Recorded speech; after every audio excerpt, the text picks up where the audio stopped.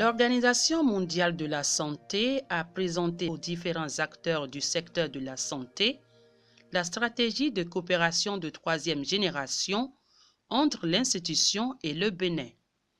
La rencontre qui a eu lieu au Bénin Marina Hotel de Cotonou a permis aux partenaires techniques et financiers, aux ministres de la Santé, aux directeurs départementaux et cadres de la santé de se familiariser avec ce document fondamental qui dresse les grands axes de coopération entre l'OMS et le Bénin.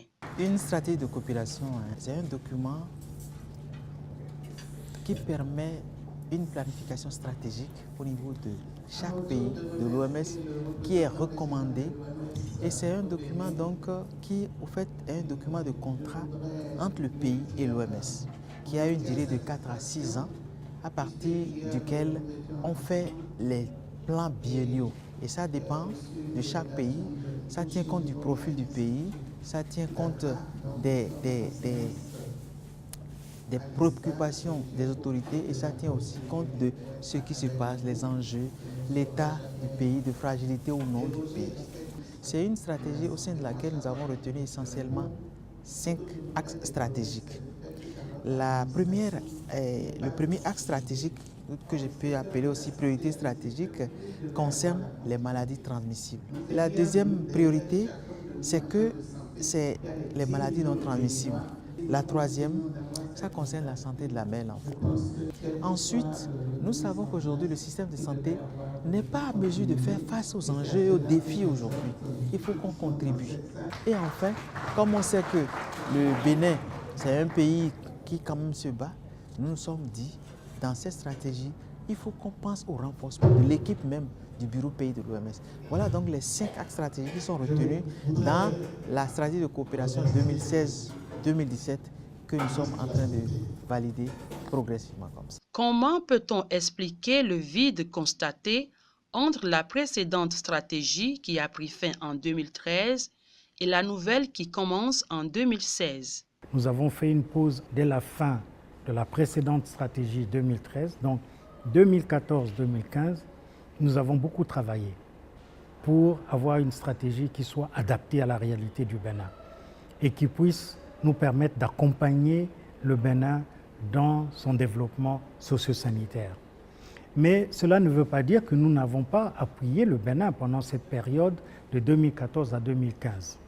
Nous avons apporté l'appui technique au travers de tous les conseillers qui sont au bureau de l'OMS, qui travaillent avec le ministère au quotidien, mais également avec notre réseau de ressources techniques, c'est-à-dire le bureau régional de l'OMS qui est basé à Brazzaville, l'équipe interpays de l'OMS qui est basée à Ouagadougou et le siège, nous avons continué à apporter un appui technique. Voilà, pour vous rassurer, vous dire que c'était un gap voulu, simplement parce que nous voulons aller au meilleur. Plusieurs innovations sont intégrées dans cette nouvelle stratégie qui prend en compte les objectifs de développement durable. L'innovation, c'est déjà que nous prenons en compte les ODD. Nous sommes en train de faire ressortir les priorités.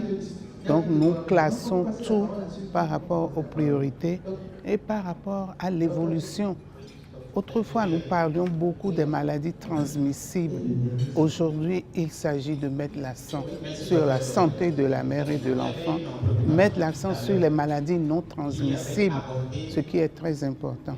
Et enfin, je voudrais parler de la cible, de l'auditoire, de tous ceux qui sont là aujourd'hui. Je peux dire que c'est une innovation, le fait d'impliquer les anciens ministres de la santé. Nous sommes 3 anciens ministres. On a tout fait de balayer d'un revers de main ce qu'un ministre a fait au cours de son mandat.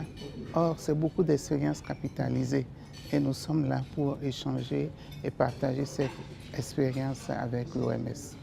La transfusion sanguine et le renforcement de l'enseignement supérieur constituent des aspects considérés par certains acteurs présents comme les moins importants dans ce document de travail. Il s'agit d'un domaine où on apporte un élément nouveau à l'organisme malade pour qu'il guérisse. Cet élément nouveau est à classer au rang des médicaments.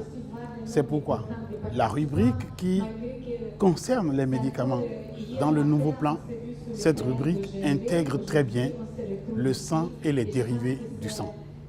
Instrument de planification stratégique qui reflète la vision à moyen terme de l'OMS pour ses activités de coopération en soutien à la mise en œuvre du Plan national de développement sanitaire du Bénin, la validation de la SCP 2016-2019 est d'une grande importance au plan politique. Nous sommes d'abord partis des OMD aux EDD.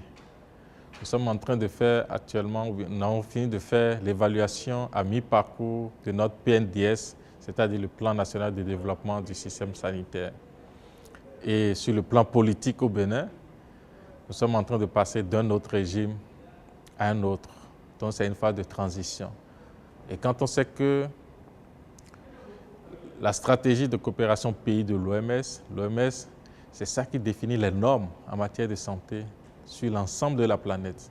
Donc la validation de ce plan, de cette stratégie pour nous est d'une importance capitale parce que ça vient à point nommé au moment où il faut prendre l'envol pour relever un certain nombre de défis qui sont en train de profiler à l'horizon.